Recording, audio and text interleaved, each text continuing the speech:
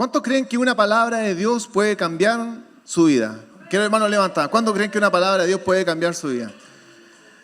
Y quisiera tomarme unos minutos, 20 no, unos breves minutos antes de poder dejar al pastor Simón, indicándole de que acá frente a ustedes hay una persona que ha sido procesada por Dios y que es importante que nosotros cuando nos dispongamos a escuchar la palabra que el Señor nos quiere entregar, le demos la relevancia de lo que Dios quiere impartir. Cuando les preguntaba cuánto podemos ser transformados por una palabra de Dios, era más que una palabra motivante como para poder dejar el espíritu alto. Se asocia a que en este lugar muchísimas veces, durante 30, 40, 50 minutos, se transmite un proceso de años. Son años que están siendo impartidos de parte del Señor. Entonces, el que le podamos dar la prioridad y la relevancia de lo que hoy Dios nos quiere entregar. Amén. Y nos ha traído este varón de Dios para que pueda compartir este mensaje. Así que muy bendecido, muy agradecido de que usted pueda estar acá con nosotros.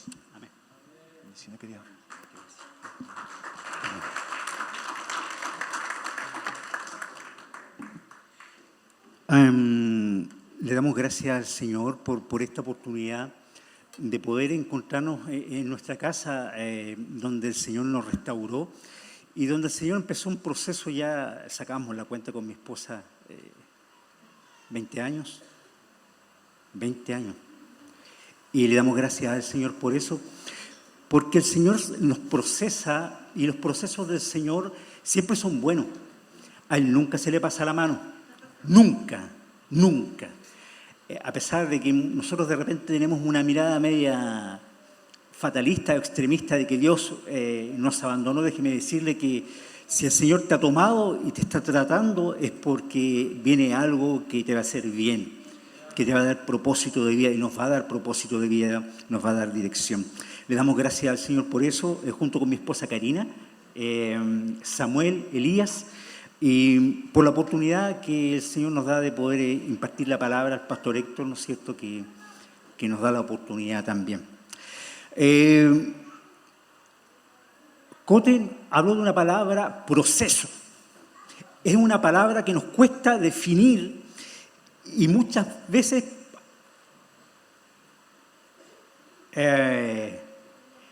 querer pasar por el proceso. Pero cuando el Señor te mete en un tipo de proceso, siempre va a salir algo mejor. No vas a salir más chico, vas a salir más grande. Siempre. No va a ser peor, siempre va a ser mejor. Siempre, absolutamente siempre. Entonces los procesos tienen una fuerte demanda de parte del Señor, porque el Señor nos dice, yo quiero hacer esto contigo, pero tú tienes que tomar algún tipo de decisiones. Tú tienes que tomar algún tipo de decisiones y esas decisiones muchas veces van en contra de nuestra propia creencia, carácter, formas de ver la vida y de enfrentar la vida. ¿Por qué? Cultura, familia, idiosincrasia, pueblo. Entonces, hay muchas cosas que el Señor nos está pidiendo y nos va a pedir que pongamos sobre la mesa. Y para que Él nos diga qué es lo que Él quiere cambiar y qué Él quiere que nosotros entreguemos. A todo esto, Él no nos pide solamente algunas cosas, nos pide todo. Él no quiere algunas cosas, nos pide todo. Ahora, la pregunta es, ¿estamos dispuestos a entregarle todo?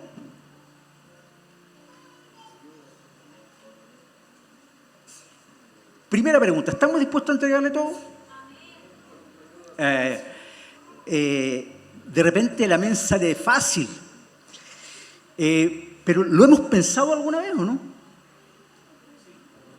¿Lo hemos meditado? ¿Lo hemos asimilado? ¿El Señor te ha pedido, deja esto porque yo tengo algo mejor para ti? ¿Hemos tomado la decisión? Déjeme decirle que al principio cuesta y uno no encuentra sentido. Pero después de un tiempo uno mira para atrás y tenía mucho sentido. Cuando empezamos, cuando el Señor nos pide cosas y le decimos, ¿por qué, Señor? déjame decirte que la respuesta llegará en un tiempo. Yo no te puedo decir mañana, pasado mañana, en un mes, en medio año o en un año, pero déjame decirte que la respuesta llegará. Llegará. A modo de testimonio, el proceso de lo cual les puedo contar algo y en el cual nosotros estamos viviendo como familia, el Señor nos metió en un tiempo difícil, complejo. El año pasado, a esta fecha, estábamos viviendo un tiempo de familia muy complejo, muy complejo. Entonces, donde el Señor, para mí, Simón cerró todas las puertas laborales, todas. Pero cuando Él cerró todas las puertas laborales, el Señor usó a sus hijos para decirnos, métete en esto porque Dios quiere hacer algo. Esa persona lo dijo a los pastores. Esa hija de Dios, la profeta Jenny, lo dijo a los pastores. Pero cuando estuvimos en ese proceso y el Señor empezó a tratar con nosotros, y dije, ya Señor, si tú lo dijiste a través de tu hija y la usaste a ella, ¿qué puedo perder? No tengo trabajo. Estamos con muchas cosas por resolver y nos empezamos a meter en un tiempo de oración. ¿Quién cree que es posible cambiar a los 49 años? ¿Es posible cambiar a los 49 años o no? ¿Sí o no? Sí, déjeme decirle que Dios me cambió a los 49 años. Y ese es el poder de Dios. Porque cuando Dios hace una invitación, es para cambiar y esa invitación no va a quedar sin una respuesta y sin que Dios aporte a tu vida y a nuestra vida. La respuesta va a estar. Entonces, el proceso donde el Señor nos metió tenía que ver con intimidad, tenía que ver con cambiar hábitos. ¿Estamos dispuestos a cambiar hábitos? ¿Sí? Entonces, cuando el Señor nos invita a cambiar hábitos es por nuestro bien. No es para que nos sintamos mal, diciendo, chuta, Señor, me mataste el muñequito bonito, el juguete. No, es para que tú estés bien. Es para que nosotros estemos bien. Porque siempre lo que Él tiene para cada uno de sus hijos es mejor. En este proceso, el Señor nos fue involucrando y mostrando su corazón y donde nos empezó a decir, tomen decisiones. Tomen decisiones que van a ser drásticas, pero lo drástico de esto les va a hacer bien. Nos costó pelea con mi esposa.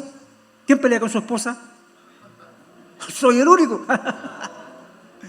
Nos costó eso, peleas, discusiones. Pero nos sentamos, fuimos a Pucón, ¿no es cierto? Nos tomamos un café, Berlín, recomendado para todos, Café Berlín. Y ahí tomamos decisiones, nos sentamos y tomamos decisiones. Entonces, no fue fácil, le comunicamos a nuestros hijos no lo entendieron completamente al principio, pero ese tipo de decisiones empezó a cambiar nuestra vida. ¿Por qué? Porque empezamos a pedirle al Señor, ya Señor, ¿qué es lo que quieres tú de nosotros? ¿Le hemos hecho esa pregunta al Señor? ¿Qué es lo que quieres tú, Señor, de nosotros? ¿O de ti?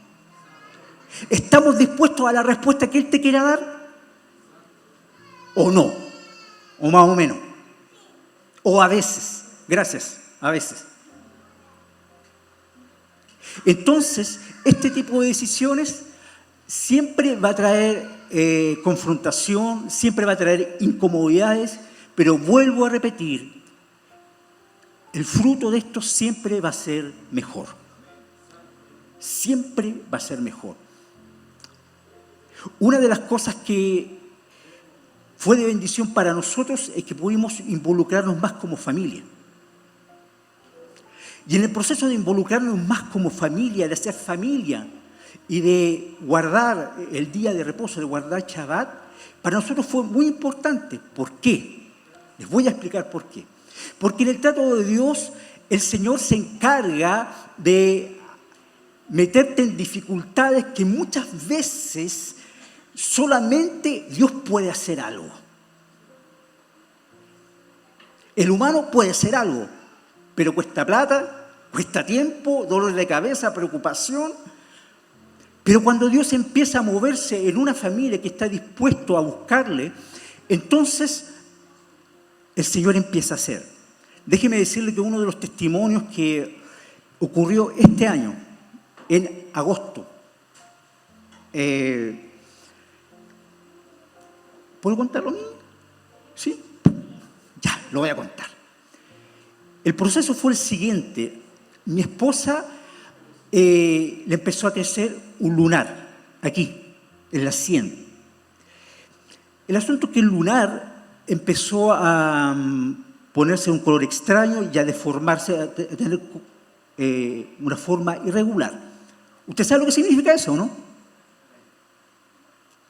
Entonces, fue un día miércoles, la primera semana de agosto.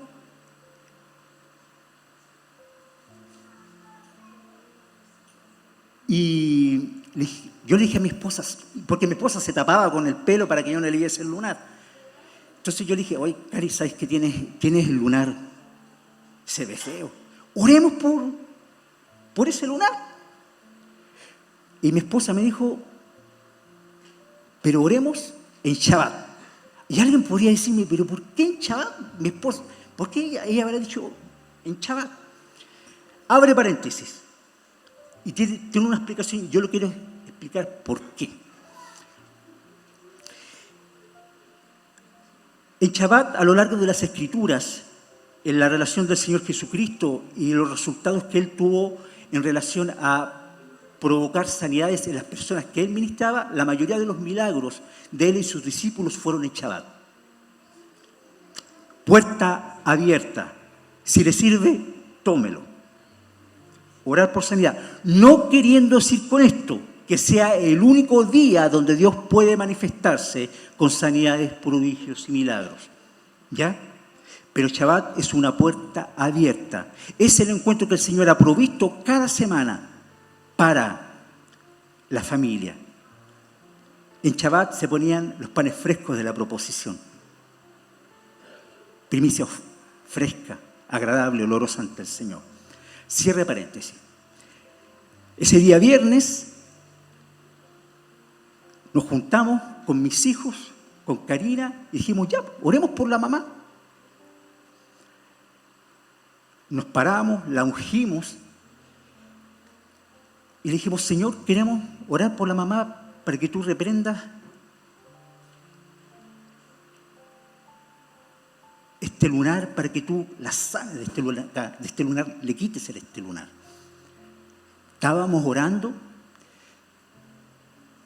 y el Señor le da una palabra a mi esposa y se la da literalmente. ¿Alguien conoce qué es un blastoma?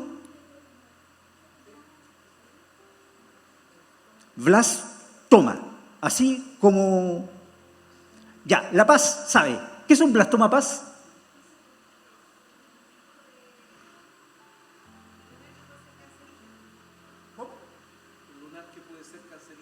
Un lunar que puede ser cancerígeno.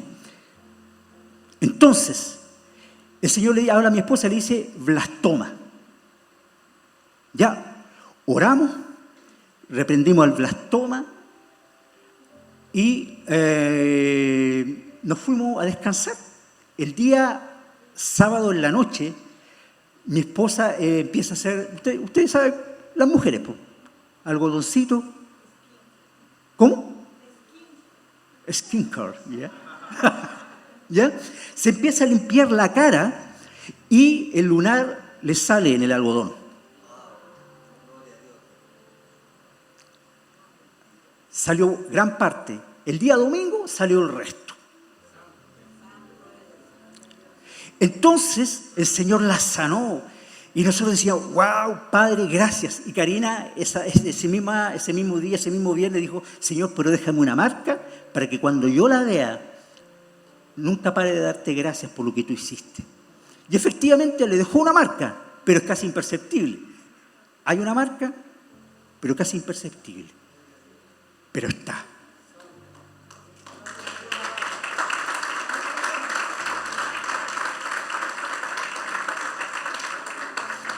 Ahora, pasó ese fin de semana, el día lunes fuimos a decirle a la mamá de mi esposa, oye, esposa mía, vamos a contarle a tu mamá el milagro, ya. Y ahí nosotros le preguntamos, oye, el Señor nos dijo que te iba a salir un blastoma. ¿Y qué es un blastoma? No teníamos idea nosotros, así que le dijimos al Sami, googlea blastoma. Y el Sami se quedó callado y leía, pero en voz baja. Parecía que no podía creer lo que estaba leyendo. El blastoma efectivamente es un tipo de cáncer, pero hay varios tipos de blastoma. Entonces, nosotros creemos firmemente que el Señor sanó a mi esposa de un cáncer a la piel. Entonces, ese fue un proceso. Y muchas veces, hermano, son procesos difíciles, procesos completos, cierre paréntesis, pero donde necesitamos involucrar a Dios en nuestra vida y en todos los sentidos.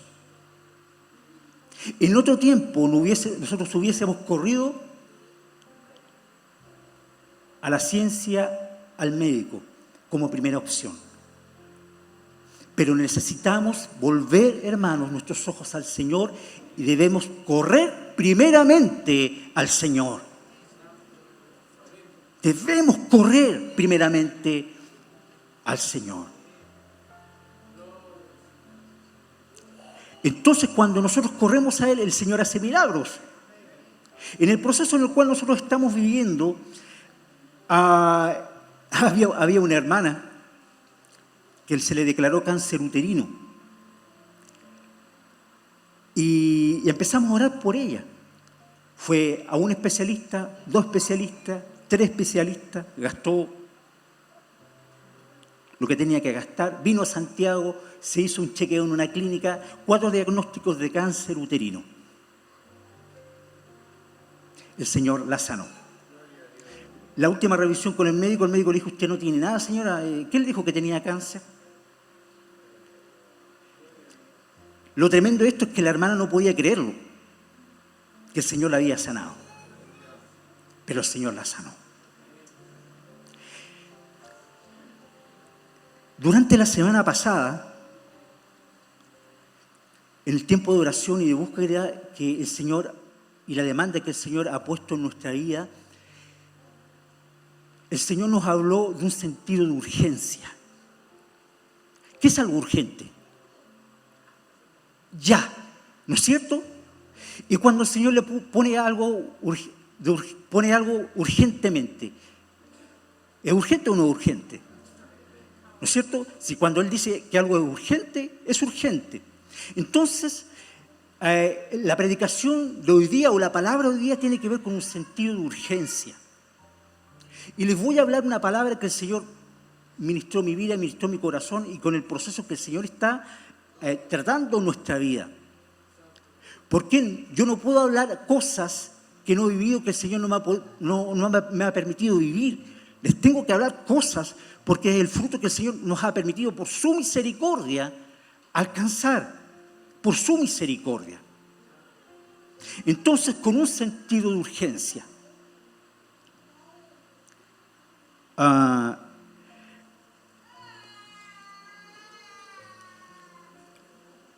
Y en el día de hoy vamos a hablar de un personaje de la palabra. ¿Quién conoce a Pedro? Al Pedro de la Biblia. ¿Quién conoce al Pedro de la Biblia? ¿Cuántas veces hemos leído del Pedro de la Biblia? ¿Sabes que muchas veces más leemos a Pablo que a Pedro? ¿Cierto? Nos interiorizamos más de Pablo que lo de Pedro. Pero Pedro, él tuvo una relación especial con Dios. Y yo les quiero invitar, ¿no es cierto?, dentro de lo posible a que puedan abrir en el capítulo 17 de Mateo, del 14 al 21, cuando el Señor Jesús sana a un muchacho hidrópico. ¿Han leído esa historia o no? ¿Se acuerdan?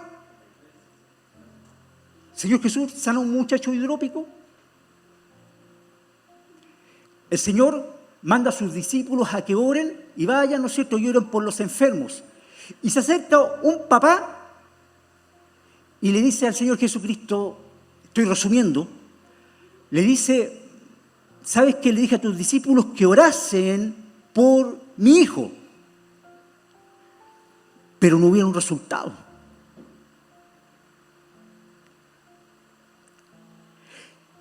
En esta porción de la palabra, el Señor habla de muchas cosas. En primer lugar, de misericordia. El Padre le dice al Señor Jesucristo, ten misericordia. Ten misericordia, como primer término. Después habla acerca de la fe, habla acerca de la semilla de mostaza. Usted sabe que la semilla de mostaza es la única semilla que no se puede intervenir genéticamente. ¿Sabía eso? Es la única semilla que no se puede intervenir genéticamente, es pura. Ahí hay un secreto, investiguemos. Y después los trata, al parecer los trata súper mal. Le dijo a sus discípulos, generación incrédula y perversa, ¿hasta cuándo he de estar con ustedes? Entonces los discípulos, entre ellos estaba Pedro.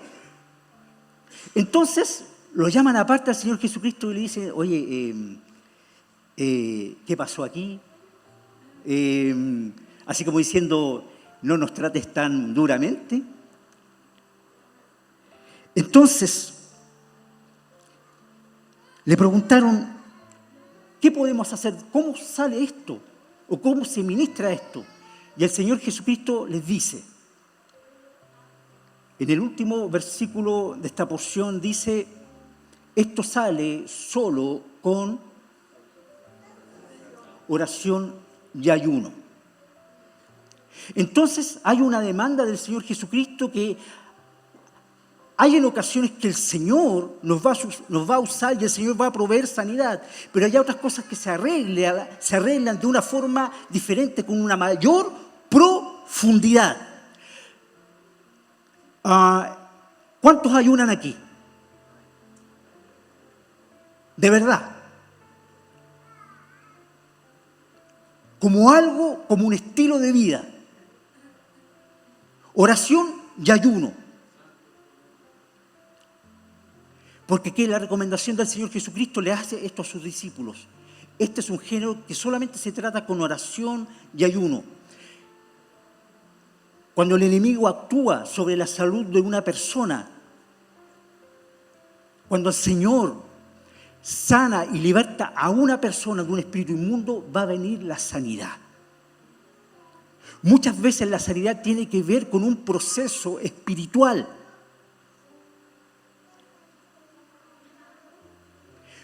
Pregunta incómoda. ¿Cuántos tienen alguna enfermedad que están enfrentando? O que estamos enfrentando.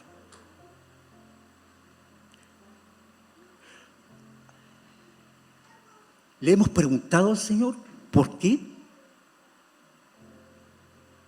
¿Será algo espiritual? Para conquistar este tipo de sanidad espiritual y corporal, la oración y el ayuno es una llave. Preguntarle al Señor. Cuando nosotros oramos y ayunamos, nos humillamos. Nos estamos haciendo dependientes de Él.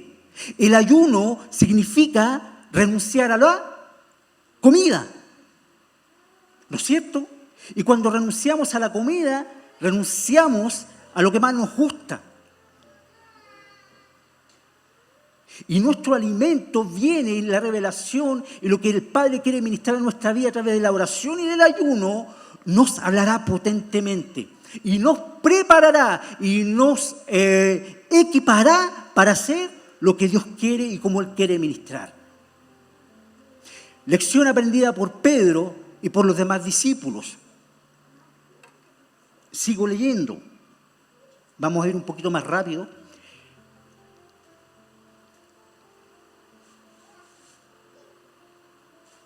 Hechos 3, del 1 al 10. ¿De qué se trata Hechos del 1 al 10? Pedro y Juan van caminando por la calle, ¿no es cierto? Están en el pórtico La Hermosa, y dice la palabra que hubo un cojo. E iban pasando ellos. ¿Y qué le dijo Pedro? ¿Qué le dijo? No tengo plata ni oro, pero lo que tengo te doy en el nombre del Señor Jesucristo. Sé sano, levántate y anda. Lo topó por la mano, levántate y anda. ¿Cómo conquistó Pedro ese nivel? ¿Cómo lo conquistó? Después, Hechos 5, del 12 al 16, dice que Pedro pasaba por las calles, caminaba. ¿Quién lo puede leer textualmente, por favor? Le paso el micrófono. ¿Quién lo puede leer textualmente? Hechos 5, del 12 al 16. Felipe.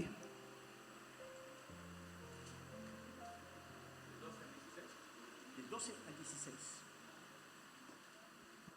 Hechos 5 del 12 al 16. Versión lenguaje actual, ¿está bien? ¿Sirve? Sí. Por medio de los apóstoles, Dios seguía haciendo milagros y señales maravillosas entre la gente. Todos los días los seguidores de Jesús se reunían en la puerta de Salomón. Y aunque los que no eran del grupo no se atrevían a acercarse, todo el mundo los respetaba y hablaba bien de ellos. Cada día se agregaban al grupo más hombres y mujeres que creían en Jesús. La gente sacaba a los enfermos en camas y en camillas y los ponía en las calles por donde Pedro iba a pasar, con la esperanza de que por lo menos su sombra cayera sobre alguno y lo sanara. Mucha gente de los pueblos cercanos a Jerusalén también llevaba a sus enfermos y gente con espíritus malignos, y todos eran sanados. Muchas gracias. Esperaban que era solamente la sombra de Pedro pasase para que fuesen sanos. Tremendo. Y la última afirmación del último versículo que le llegó Felipe, ¿qué dice? Y todos eran sanos, no algunos. El Señor me hablaba esta semana acerca de la urgencia de la oración y el ayuno para conquistar un mayor nivel de prodigios, sanidades y milagros. Eso abrirá la puerta. Ahora,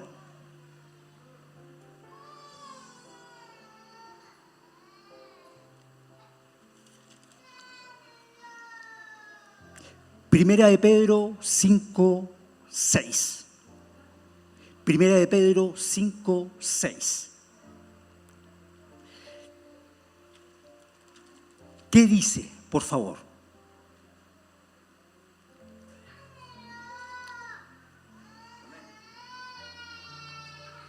Primera de Pedro, versículos 5 y 6. Pastor Pedro, léalo.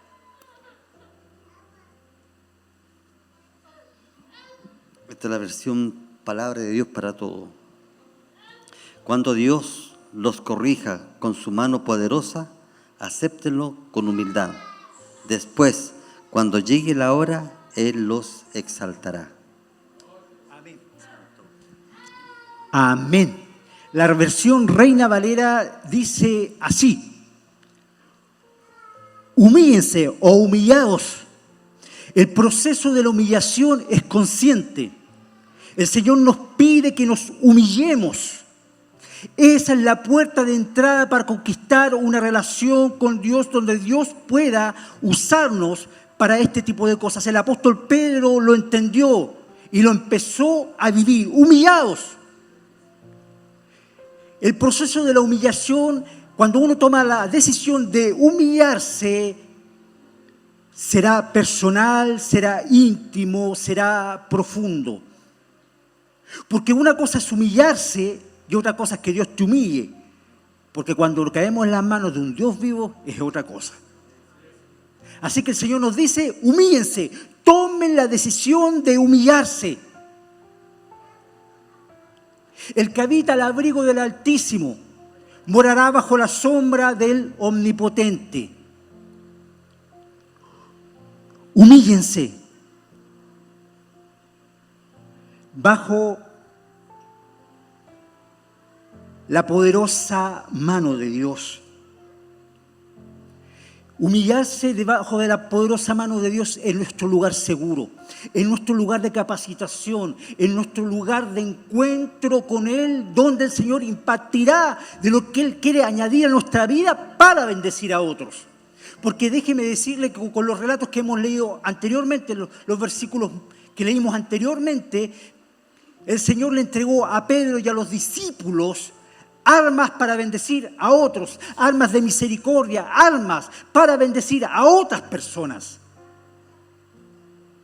Les entregó llaves, humillados bajo la poderosa mano de Dios. Ese proceso de humillación no sabemos cuánto puede durar. Nosotros estamos en ese proceso. Pero hermano, te invito a que nos podamos humillar delante de Él y que comprobemos cuán grandes son sus misericordias en ese proceso de humillación. Y cómo el Señor va a hacer y Él va a provocar.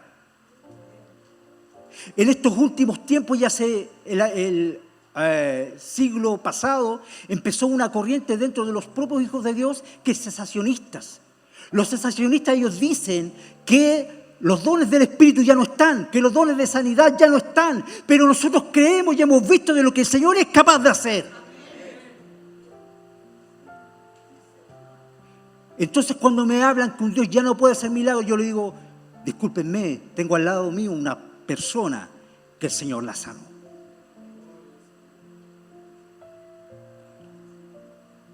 El cristianismo no es, o el creer en el Señor no es una filosofía de vida.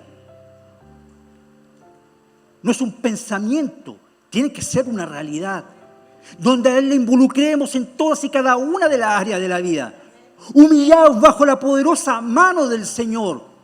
Es que su mano es poderosa. ¿A Él le queda algo grande? ¿Para Él hay algo imposible?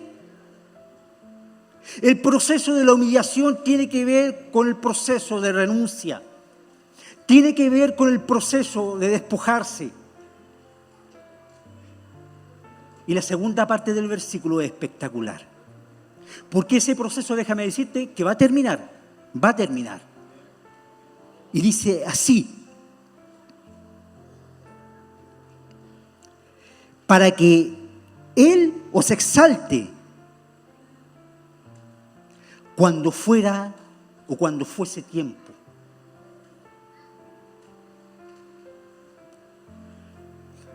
Cuando el Señor me habló esta palabra la semana pasada y me dijo, este es un sentido de urgencia para ti, pero te quiero compartir este sentido de urgencia de parte del corazón de Dios para ti también.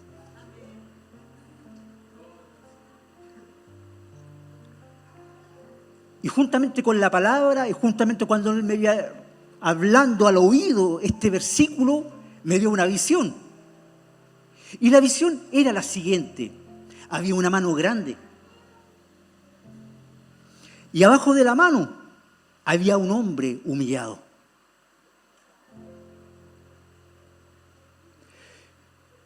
Y yo sabía que ese hombre estaba en proceso, pero la única forma en que ese proceso fuese efectivo es que él tenía que estar ahí. Es la única forma. Pero de repente empezaron a pasar algunos milisegundos y la figura empezó a cambiar. Esta mano se empezó a dar vuelta. Y el hombre estaba en la palma de la mano, de a poquitito. Humillado, pero en la palma de la mano. Y esta mano se iba alzando e iba acercándose a la luz o sacándolo a la luz. ¿Se entendió la visión? ¿Sí? Entonces, La realidad del apóstol Pedro en relación a lo que el Señor provocaba a través de él, en medio de la comunidad donde él se movía, tenía una clave: la humillación. Vivir bajo la humillación. Usted sabe que el humillarse de la palabra delante del Señor es como un cerco para nosotros. Más adelante dice que el diablo anda buscando como un león rugente a quien devorar. Pero que está humillado delante de la presencia de Dios, bajo la mano de Dios, en el tiempo, en el proceso, es como un cerco. Porque ¿quién nos arrebatará de la mano del Señor? ¿Quién nos arrebatará? ¿Quién te arrebatará de su mano? Y cuando fuese tiempo, Él te exaltará. ¿Pero por qué te exaltará? Porque en el proceso de la humillación, el corazón fue cambiado. Lo que ya nos importaba, ya no nos importa más.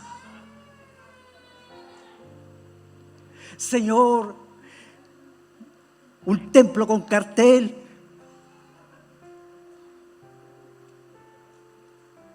un nombre, para que me digan pastor.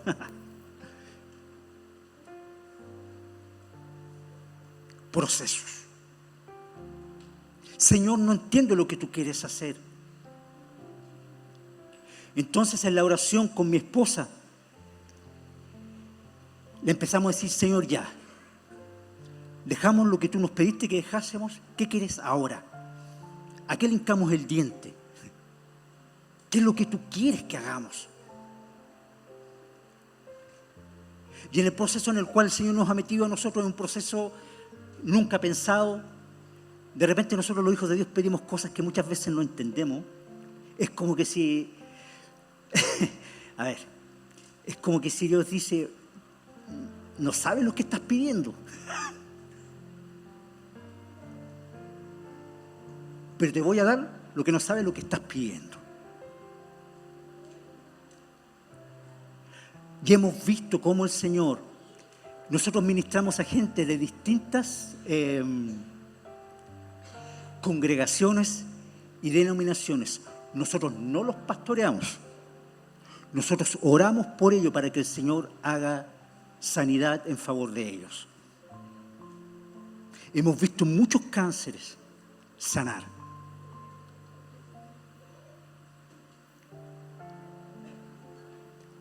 Pero también hay experiencias de vida que son amargas. Hay un chico de 40 años que tiene un problema del hígado. Hemos estado orando durante 2 semanas.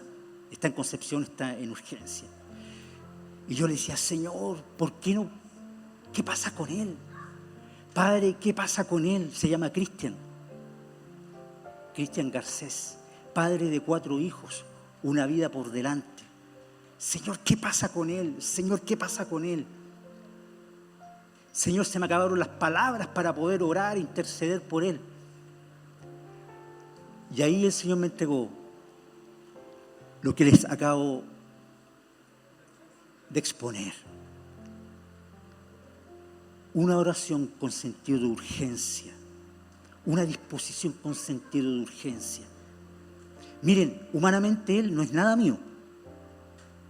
No tenemos el mismo apellido, lo conozco a chispazo. Pero para el señor Cristian Garcés, él es un caso urgente.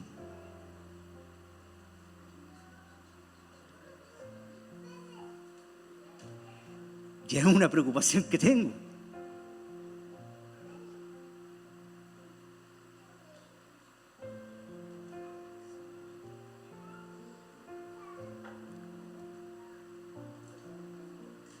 Su hígado está casi muerto. Pero yo creo que Dios puede hacer algo. Yo creo que Dios puede hacer algo. El sentido de urgencia que Dios puso en mi corazón, yo lo quiero compartir contigo. ¿Pero por qué? Porque ¿sabes qué? El sentido de urgencia no solamente está en Cristian Garcés, está en muchas personas que tú conoces, a las cuales yo no tengo el acceso a llegar, pero sí tú la tienes. Y quizás Dios te quiera usar a ti. ¿Estás dispuesto a la humillación? ¿Estamos dispuestos a esto?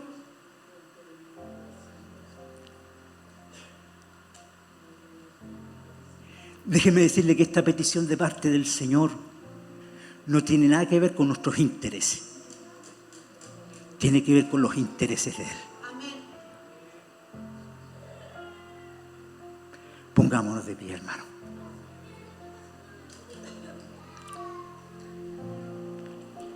El apóstol Pedro, según lo que la palabra nos relata, era un hombre de carácter fuerte. Pero al parecer con los años y con los tratos del propio Maestro y del Santo Espíritu de Dios, su corazón fue cambiando. Fue capaz de ver la necesidad de un cojo y decirle: aviva vos, lo que no tengo plata ni oro, pero lo que tengo en el nombre del Señor Jesús. Lo tomó de la mano.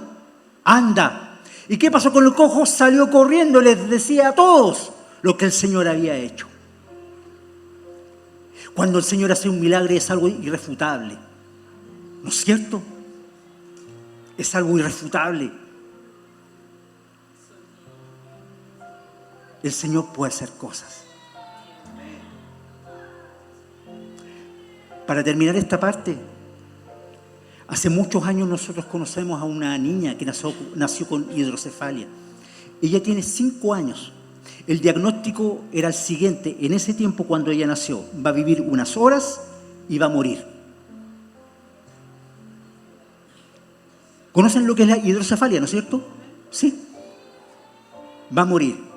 Pasaron 2 semanas, 1 mes, 1 año y empezó su recuperación.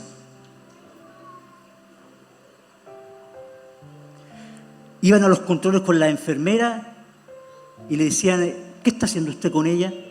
Orando, le decía a la mamá. Sigue haciéndolo. Pasaron los años y por su cuadro complejo ella tenía que usar una sonda para hacer sus necesidades. Cuando ella nació con hidrocefalia y la columna abierta, a ella, por lo que me ha explicado mi esposa, es que meten todo y cierran. En ese tiempo lo hicieron así con ella. Y pasaron a llevar varios conductos,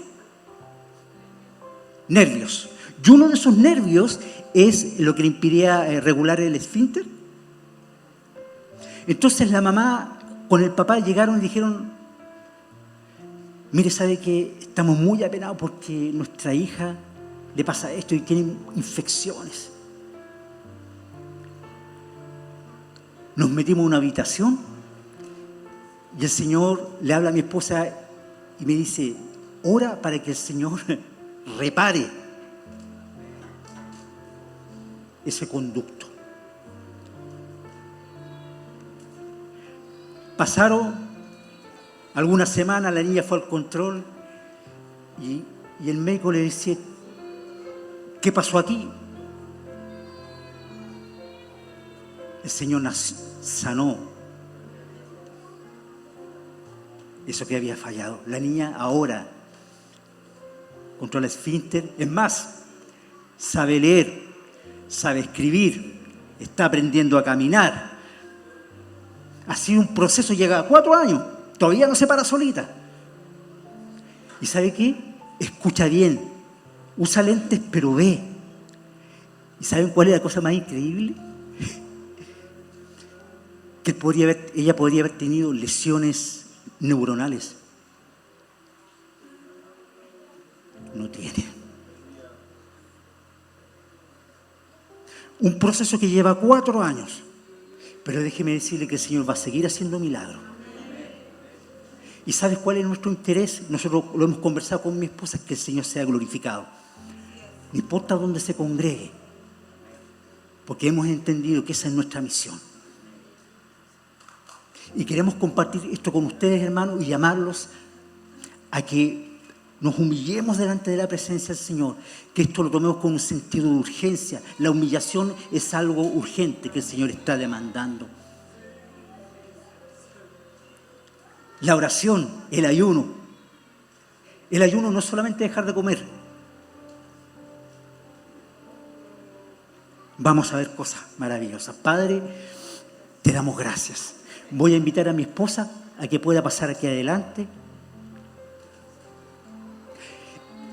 Y ¿saben que los niños no los dejemos afuera? Ojo. A los demás pastores también. Por favor, pasen. Pasen.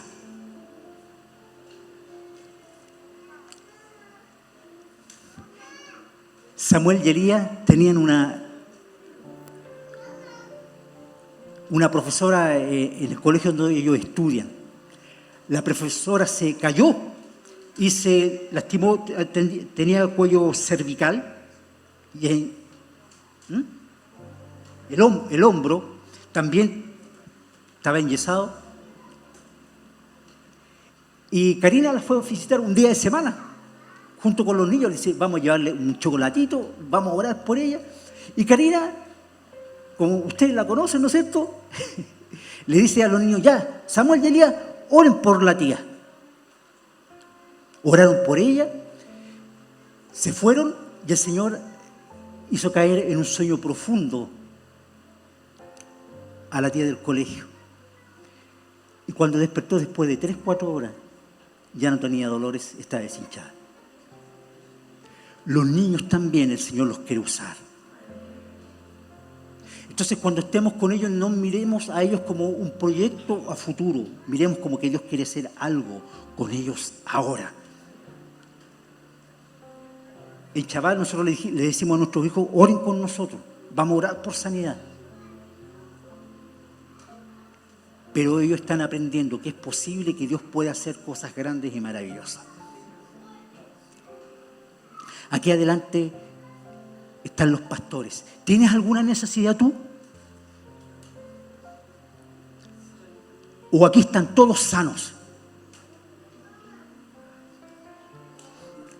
¿Tú crees que Dios puede renovar las neuronas nuevas del cerebro? Dios lo puede hacer. Para la ciencia eso es imposible, pero Dios lo puede hacer. Lo hemos visto. ¿Hay algún diagnóstico imposible? Dios lo puede hacer. Hermano, hay que ser valiente. Venga y ponga que alguien de los siervos que están aquí ore por usted.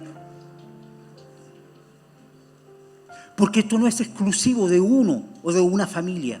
Esto tiene que ver con lo que Dios quiere hacer. ¿Quieres pasar? Ponte que uno de los pastores ore por ti.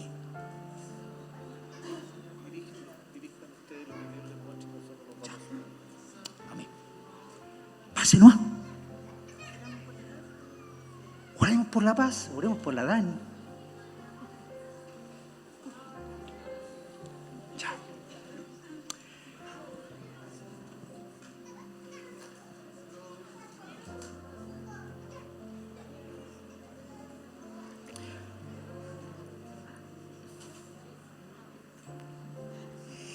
Lo que más me impresiona es que no hay ningún hombre que pase. Están todos sanos. Están todos sanos. Todos los hombres de la congregación están sanos. Qué bueno.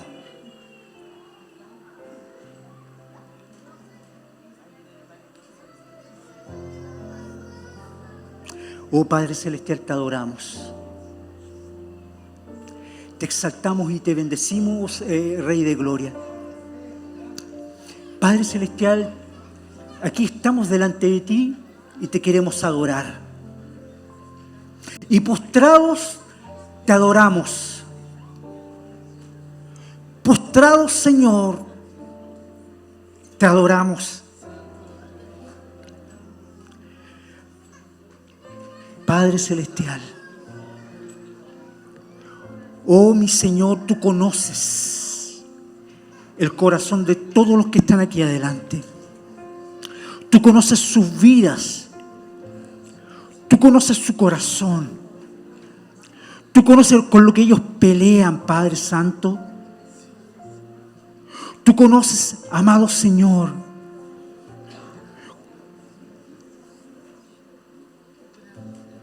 sus luchas más íntimas y profundas. Padre Celestial, hay algunos que no pueden dormir bien.